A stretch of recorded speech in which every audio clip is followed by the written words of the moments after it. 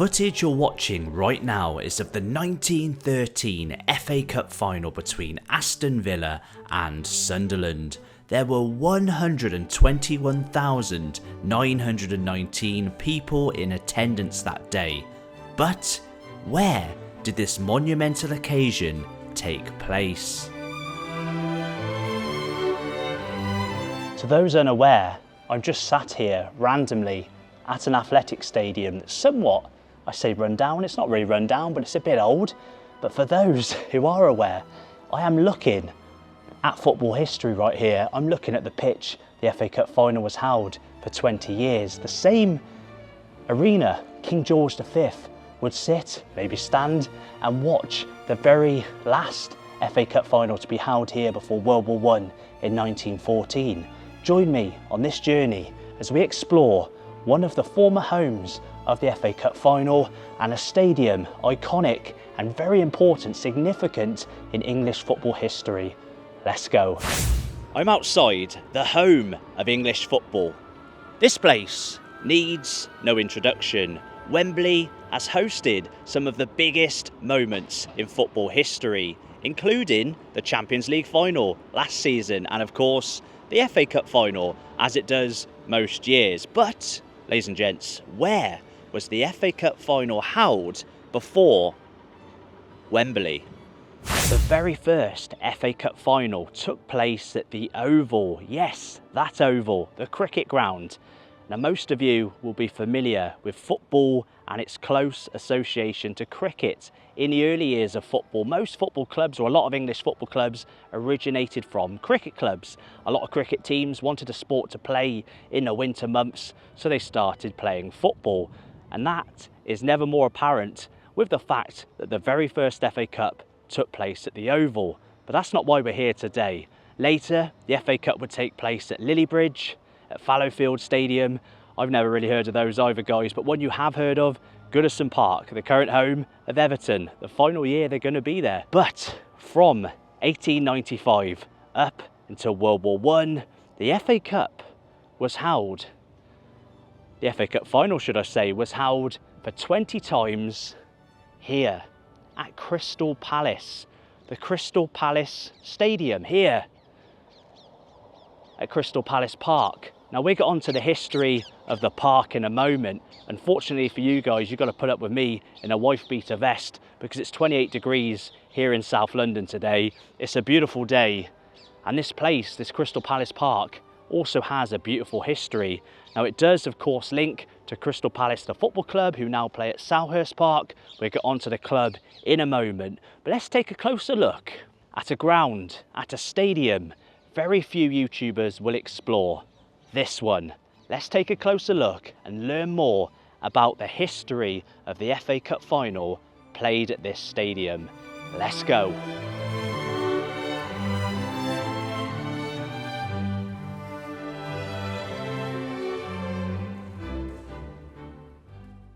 Right then, guys, before we get on to the actual stadium and the FA Cup final, here we have a sign, and I thought I'd just give you a little bit of a background story as to this park, the Crystal Palace Park.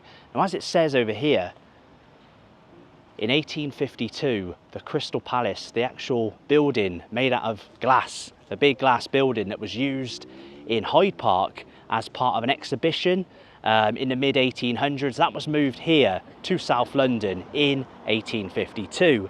And as again it says on the sign, in 1936, it burnt down. So this area was pretty much like one of the first theme parks in England. You'd have waterfalls, you'd have all kinds of attractions that people would come and visit here.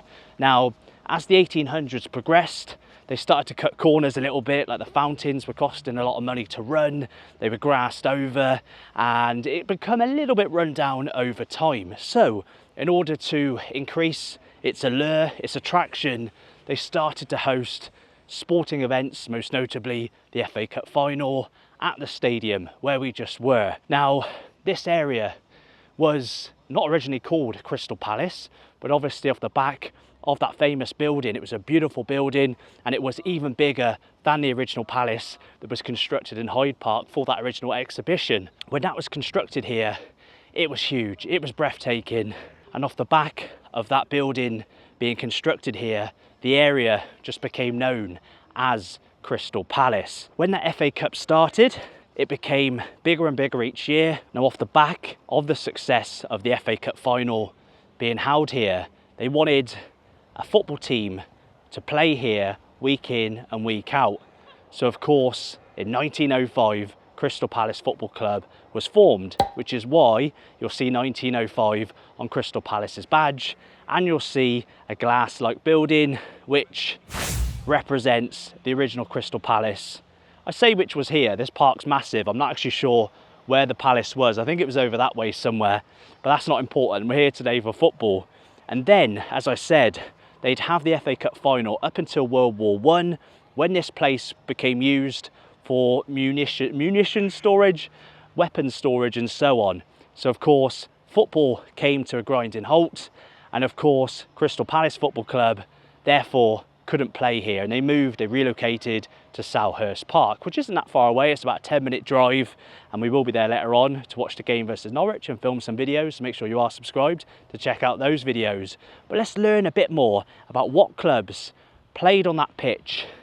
Massive clubs including Liverpool, Manchester United, big clubs at the time like Burnley, West Brom, Aston Villa. They all played in the FA Cup final over here. So behind me are the original dinosaurs that were part of the attractions, the allure, as I said, of the early years of Crystal Palace Park. Now, before we get on to the actual FA Cup final specifically, let's just give a bit of a backstory as to the early FA Cup finals at the Oval and so on. Now, the very first FA Cup final which took place at the Oval had around 2,000 spectators.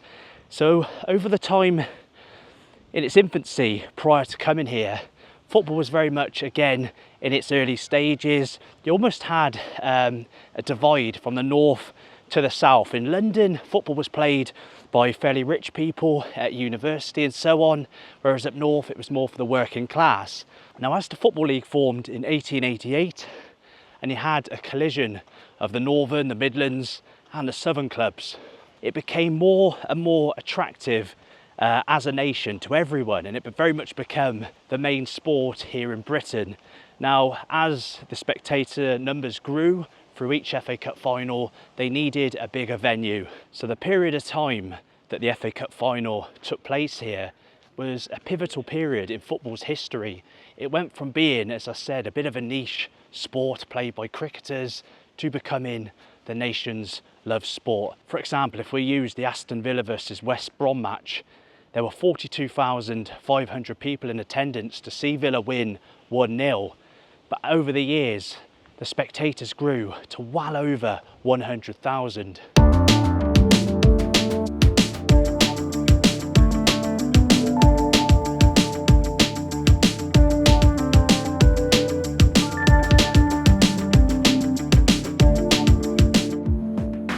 Right then guys, as usual, we've snuck in. Now, this obviously isn't the original stadium used when the FA Cup final was here. It's been redeveloped. It is still looking quite old, so I'm not sure how recently it was redeveloped. But I've got notes. No smoke and mirrors on Rise Football Paradise, guys. Let's just talk about some of the FA Cup finals held here. Now, one of the biggest or most notable games would have been the FA Cup final between Spurs and Sheffield United. To put that into perspective, at the time, Spurs weren't an official Football League club. They were classed as a non-league club. Now, that initial meeting, remember back then they didn't do like extra time and penalties. The first game here ended 1-1. The replay was actually played in Bolton at Burnden Park.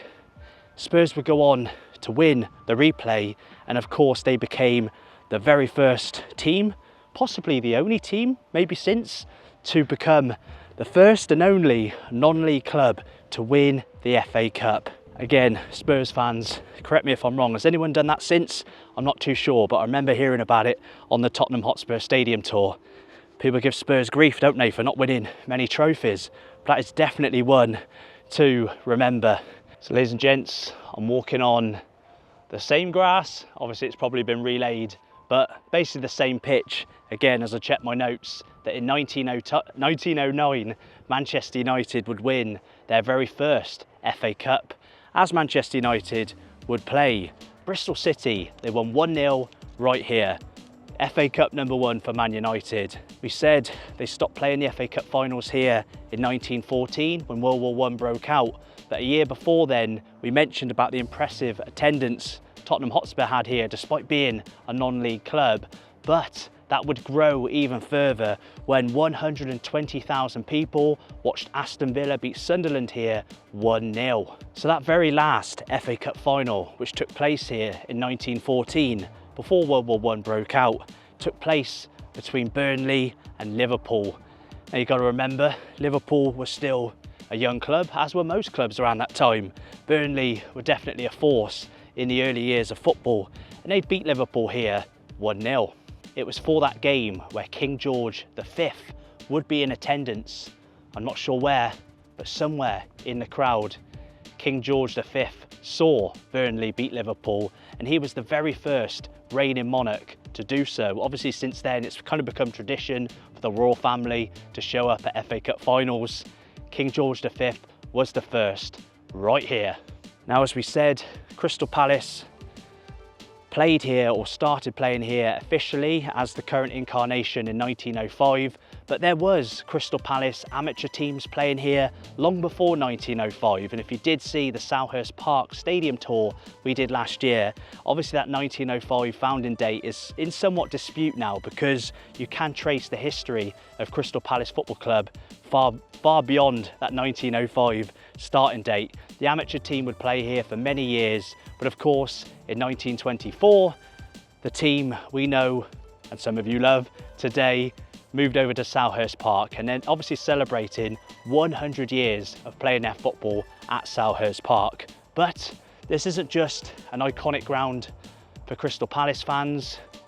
This is a place that should be treasured amongst all English football fans, all football fans, not just English football fans, because without this place, maybe, just maybe, the FA Cup wouldn't have grown into what it become. Of course, it's not the sole reason. Started at the Oval, played at other grounds, of course, and then later on Wembley, and it's just grown and grown since. But I think this place deserves more credit, and it really is a pleasure making a trip over here and standing on the very same pitch iconic teams started their own journey. Ladies and gents, thanks for watching this video. Subscribe if you're new. On Football Paradise, we call it Football Paradise because we celebrate the beautiful game, because it is just that. It's a beautiful game. We celebrate football's history in England, in Germany, and so on. Subscribe, like the video if you like the video, and check out some of the videos on screen right now, and I'll see you in one of those videos.